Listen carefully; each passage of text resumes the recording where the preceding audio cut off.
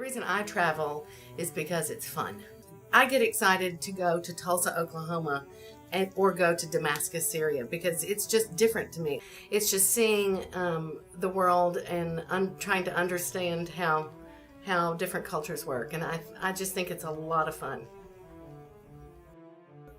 Well, it expands your awareness of who you are and what the world is, and puts you in perspective of that there's a huge big world out there with a lot of interesting things to see and do. Travel is a necessity, especially with a young person, to show them that poverty exists. Poverty exists in Arkansas, and it exists in India, and it exists in Vietnam, but differences are good. I mean, food, smells, cows, sacred cows walking on the street, they're not scary things. It's just difference of life. I am an artist, and my paintings are inspired by my travels, and that's one reason why I like to go to different countries, because I call it a visual vocabulary. So, I mean, right when I step off a plane, like when I went to even India, it was like eye candy. There's so many new things that I can make art from. So I took so many photos on safari and on Kilimanjaro, and I can refer to those for the rest of my life. But I did paint several African pictures, and all because of this trip. We're not like other travel agencies. We're no better.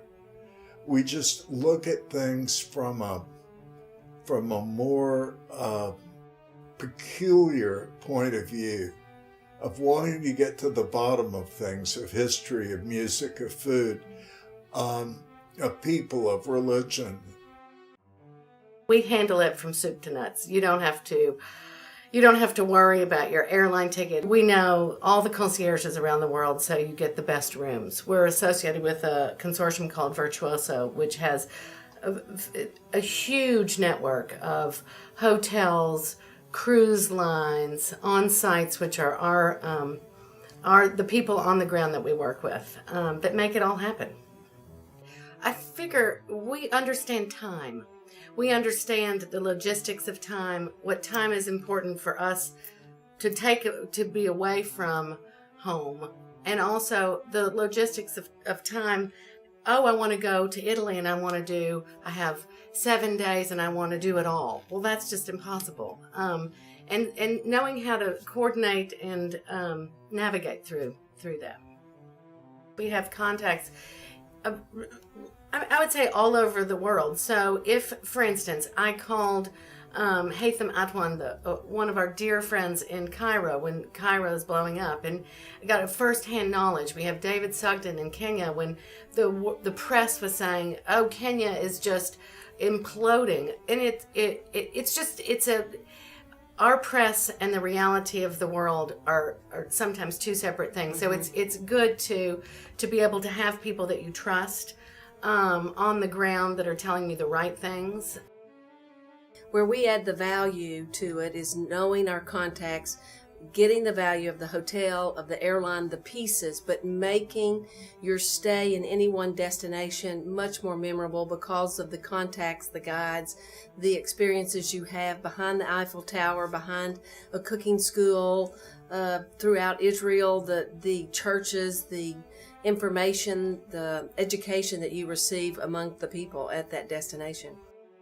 We have to know what we're doing. We charge fees like a lawyer or a doctor might, but we're worth it. I mean, if you are going to, let's say, Latvia, and you've never been to Latvia, you need to talk to someone who's been there. When I think about some of the things that we've been able to do, I know that if we traveled on our own and spent huge amounts of money, we never could have done what we were able to do under those circumstances. But there's still places on this earth I want to go. Gosh, I love it.